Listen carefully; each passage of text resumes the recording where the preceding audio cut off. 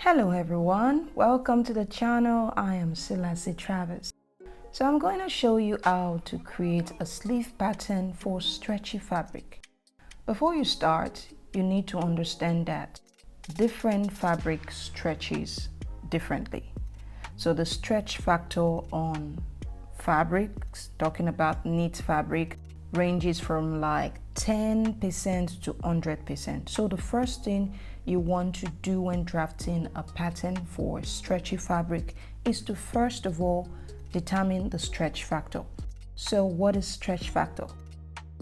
Simply put, stretch factor is the amount of stretch that occurs when you stretch a knit fabric to its maximum.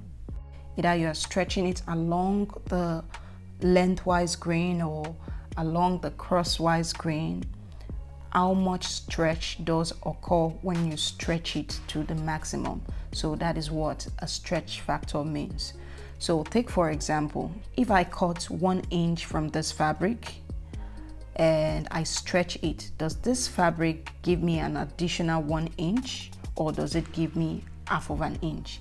If after stretching this fabric and it gives me an additional 1 inch to the 1 inch I already cut out, then I would say that the stretch factor is 100%. Okay, right now I'm going to use this fabric to illustrate the stretch factor. So this is the fabric I used in my previous tutorial to make the sleeve for the peplum top. Okay, so the first thing you want to do is to determine the grain line of this fabric. The grain line is same as the lengthwise grain, and most pattern instruction will tell you to cut most of your pattern pieces along the grain line. The easiest way to know this is just to locate the servage of your fabric. So the servage is that sealed edge on your fabric. Okay, so this is my servage because this is the part that is sealed. Now I'm going to put it on fold like so, and then I'm going to mark down 5 inches. So I'm marking 5 inches because it's easy to do the math with 5 inches, okay? So right now, if I stretch this 5 inches and it stretches to 10 inches, that means the stretch factor of this fabric along the length is 100%. But if I stretch it and it stretches to like 6 inches, I would say the stretch factor is 20%. So if 1 inch stretch is 20%, then half inch stretch will be 10%. So right now I'm going to go ahead and stretch the fabric along the grain line, and after stretching it, as you can see, the 5 inches could only go as far as 5.5 inches. Okay, so that means there is a half inch increase, and so that half inch means that I have 10% stretch factor along the lengthwise grain. Now moving over to the crosswise grain. So this is my crosswise grain. I'm going to put the fabric on fold like so, and as you can see, the fabric could stretch as far as 8 inches, so that means there's an additional 3 inches stretch. So if 1 inch stretch is 20%, a 3 inches stretch is 60%. So that means I have 60% stretch factor along the crosswise grain. So when I'm cutting my sleeve, the length of my sleeve is going to be along the lengthwise grain, while the width of my sleeve is going to be along the crosswise grain. Now let's begin. The top line is the starting point and the bottom line is the hem of the sleeve. From the top line, I'm going to mark down my sleeve length and square out a horizontal line. This horizontal line is the wrist line, and then I'm going to add half inch seam allowance. Next, I'm going to determine the cap height, and for this I would need my armhole depth. So to get the armhole depth, I'm going to match the front bodice and the back bodice together at the armhole level and place a mark there, and also place a mark on the tip of the shoulder of both the front and the back like so. Next, I'm going to connect the points above with a straight line and then mark the midpoint of this line. From this midpoint, I'm going to square that a line to the point below like so. The length of this line is my armhole depth.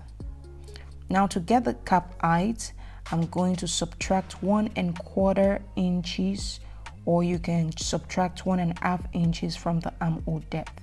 But because this is a stretchy fabric, I'm going to go further and subtract ½ inch. So this way accommodate for the stretch factor. Now from this top line, I'm going to mark down the cap height of 5¾ inches and square out a horizontal line.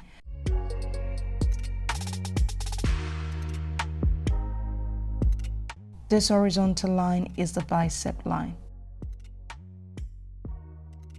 From the top line, I'm going to square down my elbow length. This is 14 inches for me, and then I'll square out a horizontal line. This line is the elbow line. On the bicep line, I'm going to mark my bicep circumference plus 1 inch divided by 2. This for me is 6¼ inches.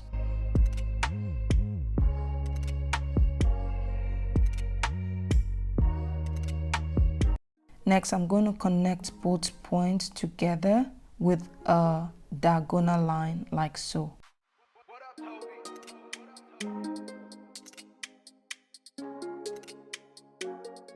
So you want to take the measurement of this diagonal line.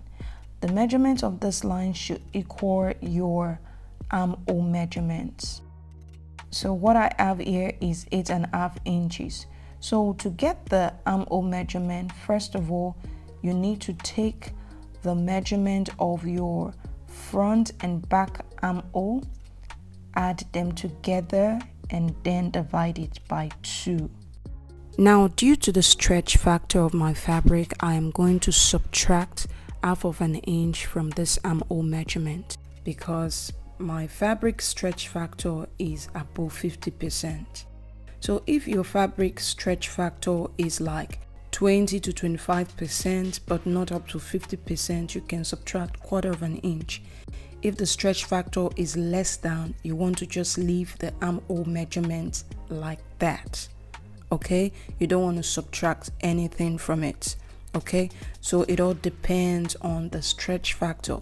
So my stretch factor is 60%, that's why I'm subtracting ½ inch. Next, I'm going to go ahead and divide the diagonal line into 3 equal parts like so.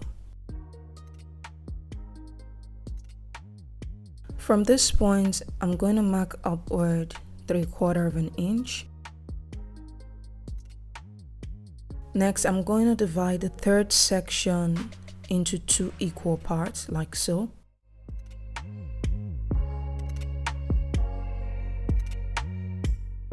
From the midpoint, I'm going to come down with 1/4 inch.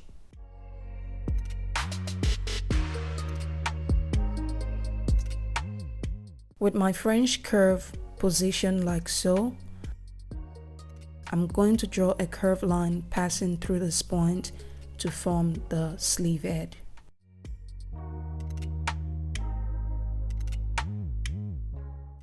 Next, on the wrist line, you're going to mark your wrist circumference divided by 2 plus 1/4 inch. But because of the stretch factor on my fabric, I just used my wrist divided by 2, okay?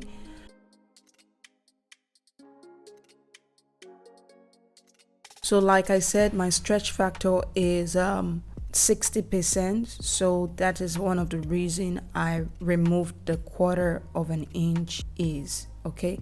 You want to connect the underarm to the wrist with a slight curve. You don't want the curve line to be too deep, okay?